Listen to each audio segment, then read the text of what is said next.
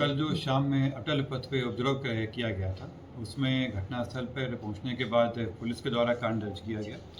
घटनास्थल से 7 लोगों की गिरफ्तारी की गई थी और उन लोगों से ले जाके सघन पूछताछ किया गया। सघन पूछताछ करने के बाद रात में पुलिस के द्वारा विभिन्न जगहों पर रेड छापेमारी की गई और कुल 62 लोग 55 रात में और आज सुबह में और कुल मिला के 62 लोगों को हिरासत लेके पूछताछ किया जा रहा है। इनमें कुछ वहाँ के लोकल रहने वाले हैं और कुछ लोगों को बाहर से भी लाके उपद्रव कराया गया था। इस पूरे मामले में जो 2 मेन षड्यंत्रकर्ता थे वो वहाँ के लोकल वार्ड पार्षद टूटू नाम से हैं। इनके द्वारा एक व्यक्ति हैं श्वेत रंजन, जो मूल रूप से घुसवरी के रहने वाले हैं, परंतु वो हरिहर चंबर में बोरिंग रोड के पास में वो अपना पेशे से अधिवक्ता बताते हैं, परंतु उनका मूल रूप से काम यही है कि वो लोगों को इकट्ठा करके जगह जगहों पर जाकर धरना प्रदर्शन करते हैं। इसमें टूटू के द्वारा उनसे संपर्क किया गया था 1 हफ्ता पहले और उनके बीच में हुआ था कि इसको एक बड़ा राजनीतिक तुल दिया जाना है और इसी क्रम में जब लोग कुछ दिन पहले भी घटना करने की कोशिश किए थे, परंतु वो हो नहीं पाया था।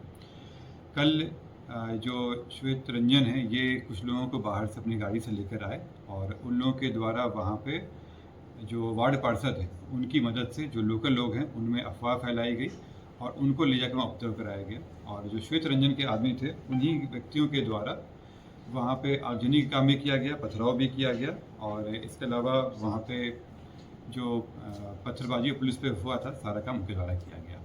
इसमें वहाँ की कुछ महिलाओं भी सम्मिलित थी जिनको गिरफ्तार कर लिया गया है।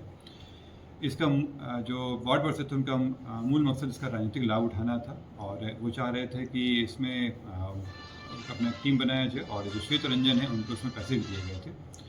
उनकी एक मंशा ये भी थी कि अगर इसमें कुछ मुआवजा मिलता है तो उसमें भी उनको हिस्सेदारी मिले, इसी को लेकर पूरा कार्य किया गया था।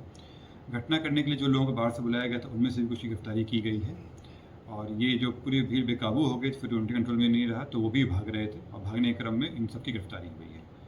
जो दोनों मुख्य षड्यंत्रकर्ता हैं उनकी गिरफ्तारी हो चुकी है। इसके अलावा जो 62 अन्य लोग हैं उनको भी पूछताछ के लिए लाया गया है। फोटो वीडियोग्राफी से करके पहचान किया जा रहा है और जो कल घटना से पकड़ाए थे उनको जेल भेजा जा रहा है। जो आज सुबह पकड़ाए हैं उनको भी जेल भेजने का काम चल रहा है। इसमें सर मैं आप लोगों के द्वारा ये भी कहना चाहूँगा कि जो पुरानी घटना जिसके बारे में संदर्भ में लोग किए थे, इसमें जो पीड़ित परिवार है उनका मानसिक रूप से उनका इस्तेमाल किया गया। उनको भी जानकारी नहीं थी कि इस तरह का षड्यंत्र किया जा रहा है। वो बाहर से आए और उनको तुरंत उस भीड़ पहले से इकट्ठा की गई थी, उनको लाया गया। उनको भी जानकारी नहीं थी कि इसका इस तरह से किया जाएगा। पुलिस के द्वारा उनके साथ जो भी पोस्टमार्टम रिपोर्ट आया सब साझा किया गया था। मेरे द्वारा आप लोगों को भी बताया गया है इसमें कि क्या चीज़ घटनाएं हुई हैं, किस तरह की चीज़ें रिपोर्ट आई हैं। हत्या का अभी तक पुष्टि नहीं हुई है। बिना हत्या की पुष्टि इसमें आगे जब तक रिपोर्ट कंप्लीट नहीं आ जाता है कार्रवाई नहीं की जा सकती है। जो प्रिलिमिनरी रिपोर्ट आया है उसमें हत्या की पुष्टि नहीं है। ये बात उसके परिवार वालों को भी बताई गई थी और वो पुलिस के जो अनुसंधान है उससे संतुष्ट भी है।